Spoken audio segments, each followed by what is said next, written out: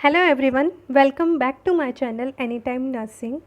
तो आज के इस वीडियो के अंदर हम डिस्कस करने वाले हैं कुछ इमेज बेस्ड क्वेश्चंस जो ऑप्स और गायनी से रिलेटेड है। एक वीडियो ऑलरेडी मैं इमेज बेस पे बना चुकी हूँ, जिसका लिंक मैं आपको डिस्क्रिप्शन बॉक्स में दे दूँगी।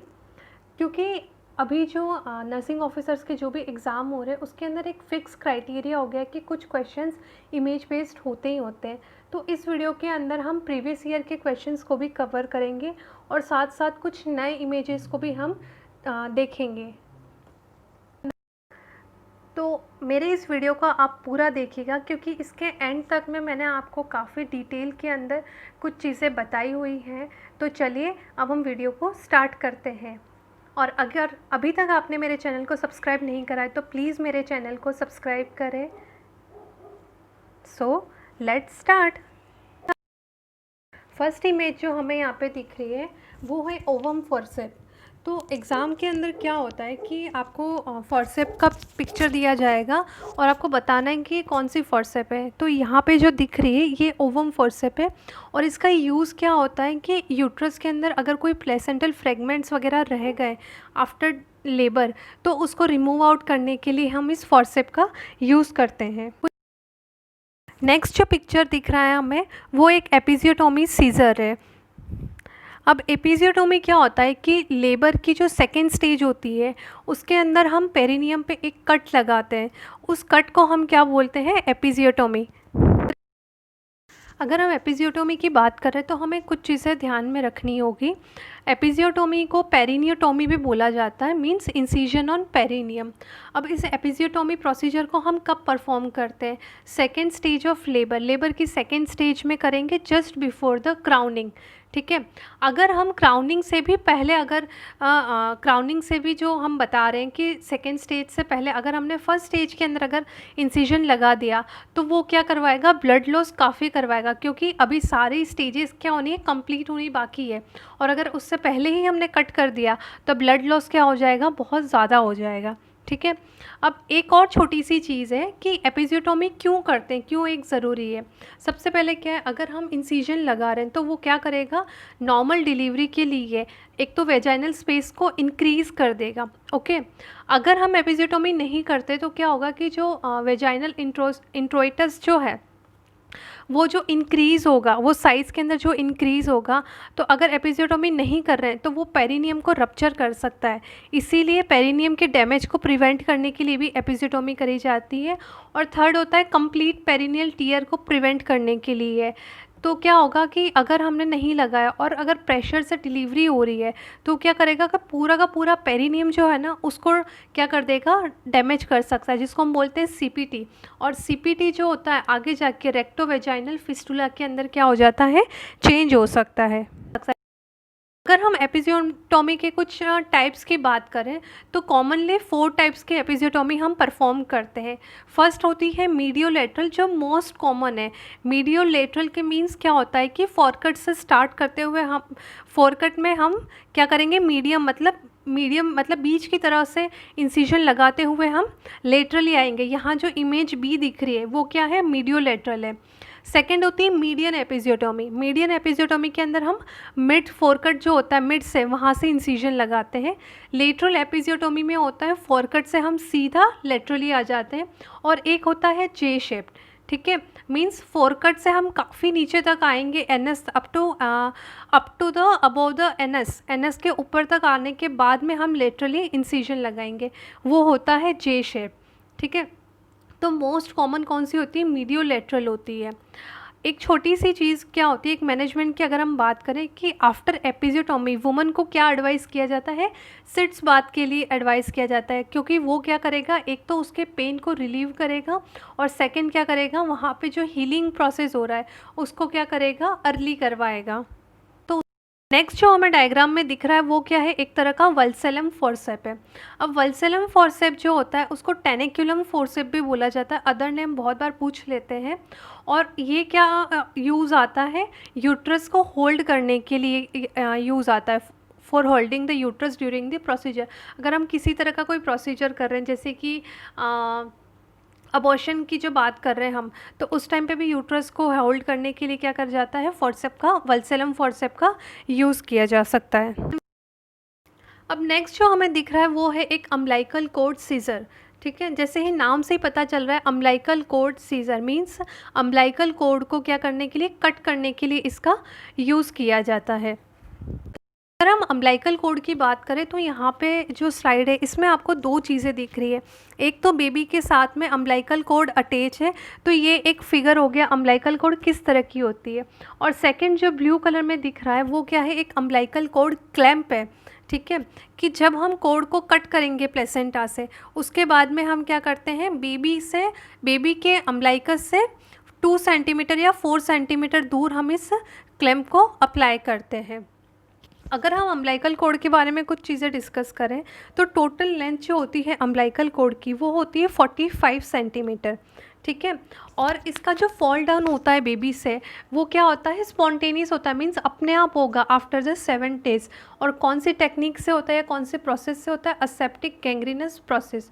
क्योंकि क्या होगा कि ब्लड सर्कुलेशन तो कट कर दिया हमने जो प्लेसेंटा से इससे मिल रहा था, तो वो अल्टीमेटली क्या होगा, गैंग्रीन फॉर्म होगा और वो क्या हो जाएगा, फॉल डाउन हो जाएगा। एक छोटी सी कंडीशन होती है जिसके अंदर अम्बिलिकल कॉर्ड का क्या हो जाता है, इन्फ्लामेशन हो जाता है, उसको बोला जाता है ओम्फेलाइटिस। ओके, और बहुत बार होता है कि जो कॉर्ड है अम्बिलिकल कॉर्ड, वहाँ से क्या होगा कि ऑर्गन्स का प्रोट्रूशन होता है, उसे बोला जाता है ओम्फेलोसिल्स।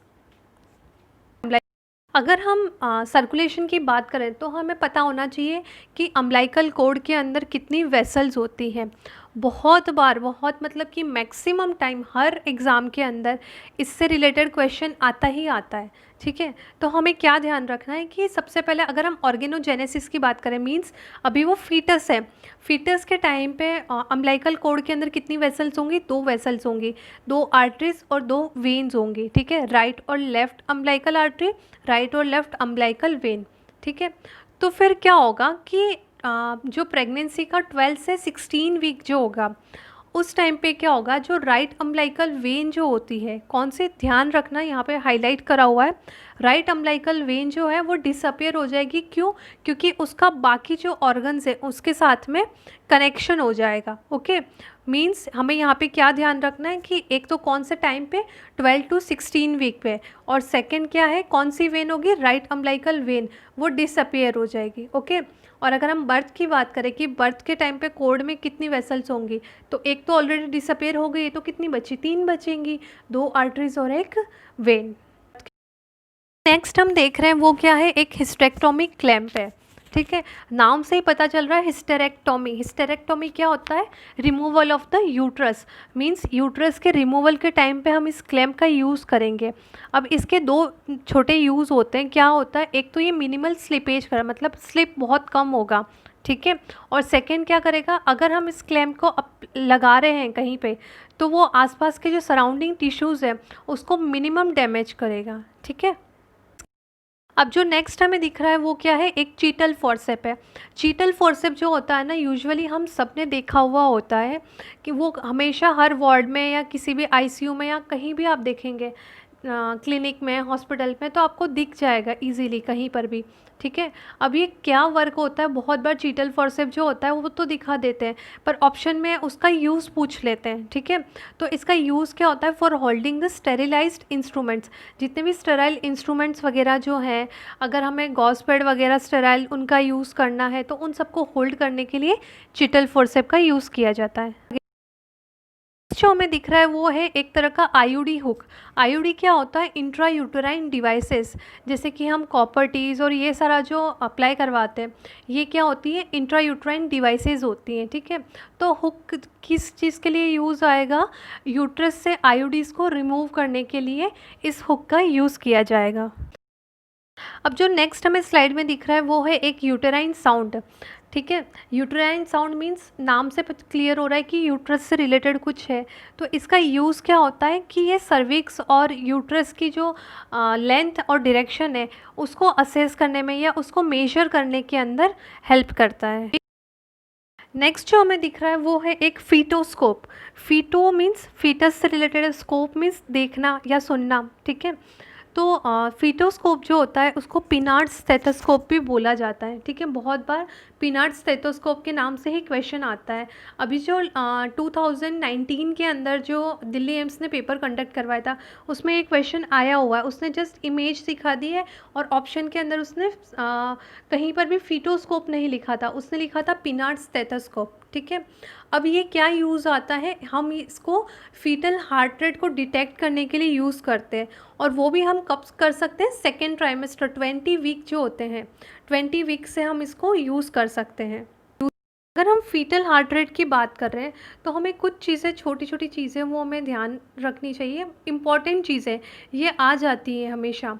फर्स्ट जो है कि फ्रीटो प्लेसेंटल सर्कुलेशन स्टार्ट कब होता है, 3rd वीक पे। ये सारी जो चीज़ें यहाँ पे मैं बता रही हूँ ये सारी की सारी चीज़ें एग्ज़ाम में पूछी गई हैं, प्रीवियसली ये एग्ज़ाम में आया हुआ है, तो इसको ध्यान से देखिएगा। फर्स्ट हार्ट बीट जो होती है वो कब से स्टार्ट होगी, वो भी 3rd वीक से होगी। मींस अगर जब फीटस और प्लेसेंटा के बीच का जो सर्कुलेशन है वो जब स्टार्ट होगा 3rd वीक पे, उसी टाइम पे फर्स्ट हार्ट बीट भी सुनाई देगी, बट वो इस फीटोस्कोप से नहीं सुनाई देगी, ठीक है, क्योंकि हमने क्या देखा वो कब सुनाई देती है, सेकेंड ट्राइमेस्टर के अंदर। अगर हमें इलेक्ट्रॉनिक डिवाइसेस से हम फीटल हार्ट रेट का डिटेक्शन कब कर सकते हैं, 10 वीक्स पे कर सकते हैं, ठीक है। और किससे ये करते हैं, हम डोपलर से करते हैं। एक और चीज़ होती है अस्कल्टेशन की, जो एंड ट्राइमेस्टर जो होता है 3rd ट्राइमेस्टर, उसमें क्या होता है कि स्टेथोस्कोप लेके मदर का जो एरिया है, अब्डोमिनल एरिया है, यूट्राइन एरिया जो है, वहाँ पे अस्कल्टेट किया जाता है, ठीक है। तो अगर हार्ट रेट जो है बिलो अम्बलाइकस सुनाई दे। अब जो हमें नेक्स्ट दिख रहा है वो है कस्कोज वेजाइनल स्पेक्यूलम। ये भी नाम से पता चल रहा है कि एक तरह का वेजाइनल स्पेक्यूलम है। ये किस चीज़ के लिए यूज़ किया जाता है, अगर सर्विक्स या वेजाइना का एग्जामिनेशन करना है उस टाइम पे इसका यूज़ किया जाता है। अगर पेप्समियर जो होता है, अगर आपने सुना है पेप्समियर, जिसके अंदर हम सर्वाइकल सिक्रीशंस को कलेक्ट करते हैं, उस टाइम पे भी इस स्पेक्यूलम का यूज़ किया जाता है, जो इजीली क्या करेगा, विजुअलाइजेशन में हेल्प करेगा सर्विक्स और वेजाइना के। अब एक छोटा सा टॉपिक हम देख रहे हैं, वो है ऑब्स्टेट्रिकल ग्रिप। अगर हम ऑब्स्टेट्रिक्स की बात कर रहे हैं तो हमेशा हर एग्ज़ाम के अंदर एटलीस्ट एक क्वेश्चन तो इस ग्रिप से आता ही आता है, ठीक है। तो हमें ये ध्यान रखना है, ऑब्स्टेट्रिकल ग्रिप जो होता है इसको लियोपोल्ड मैन्योर भी बोला जाता है, ठीक है। इसमें क्या होता है कि हम हैंड से एग्ज़ामिन करते हैं फीटस की अलग अलग पोजीशन को या प्रेजेंटेशन को, या फिर हम देखते हैं कि फीटस। तो फर्स्ट जो ग्रिप है वो है फंडल ग्रिप, ठीक है। फंडल ग्रिप जो होती है इसमें क्या करते हैं, हम यूट्रस के फंडस पार्ट को पाल्पेट करते हैं। अगर हमें फंडस में क्या है, हार्ड या राउंड मास फील होता है, ठीक है, तो मींस ऊपर क्या है, फीटस का हेड है। अगर हेड ऊपर है तो नीचे क्या होगा, बटेक्स होंगे। मींस ये कौन से प्रेजेंटेशन को बताता है, ब्रीच प्रेजेंटेशन को। और अगर हमें फंडस के अंदर सॉफ्ट इरेगुलर मास है, फील होता है, तो वो बटक्स को बताता है। मींस कौन सा प्रेजेंटेशन हो गया, वो सिफेलिक प्रेजेंटेशन। एक क्वेश्चन जो इन मैन्यूवर से पूछा जाता है कि एग्जामिनर किस साइड में खड़ा होगा, है ना, पेशेंट के कौन सी साइड में एग्जामिनर की पोजीशन होती है, तो यहाँ पे एग्जामिनर जो होगा वो पेशेंट के फुट एंड पे खड़ा होगा, ठीक है। नेक्स्ट जो ग्रिप हमें दिख रही है वो कौन सी है, सेकंड ग्रिप। इसको ऐसे ही याद रखना है, first grip, second grip, third grip, ऐसे ही याद रखना है, ठीक है। जो सेकंड ग्रिप है वो कौन सी है, लेटरल, या उसको बोला जाता है अम्बलाइकल ग्रिप, ठीक है। इसमें हम क्या देखते हैं, हम फीटस की बैक को पता करते हैं कि फीटस का बैक कौन सी साइड पे है। यहाँ पे जो होता है, जो पेशेंट है और जो एग्ज़ामिनर है, उनका फेस क्या होगा, एक दूसरे से अपोजिट होगा, ओके।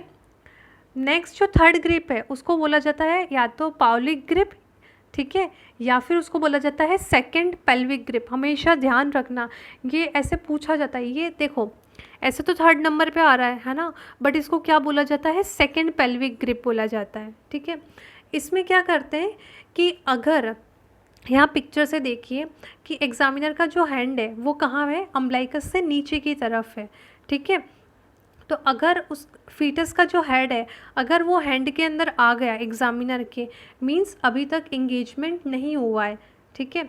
और अगर हेड पाल्पेबल नहीं है ठीक है, वो पाल्पेट नहीं कर पा रहा एग्जामिनर, मीन्स कि हेड का एंगेजमेंट हो चुका है। ओके, जो लास्ट ग्रिप है वो कौन सी है, फर्स्ट पेल्विक ग्रिप। ठीक है, अब इसमें क्या करेंगे, एग्जामिनर, इसमें एक क्वेश्चन आया हुआ है कि एग्जामिनर कहाँ होगा फर्स्ट पेल्विक ग्रिप में, तो कहाँ होगा, पेशेंट के हेड की साइड में होगा। ठीक है, अब इसमें जो फेस होगा पेशेंट का और एग्जामिनर का वो सेम साइड पे होगा। अब यहाँ पे देखते क्या है, दोनों हाथ का यूज़ करके अगर पेशेंट एग्जामिनर जो है उसके हाथ में क्या हो रहा है, कन्वर्जन हो रहा है। ठीक है, कन्वर्जन मीन्स वी शेप बन रहा है आगे जाके, तो वो क्या है कि इंगेजमेंट नहीं हुआ है।